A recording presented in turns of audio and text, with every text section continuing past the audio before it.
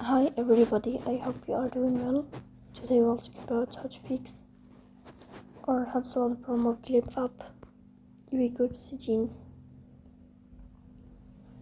In this page, you click on apps, default apps, app settings.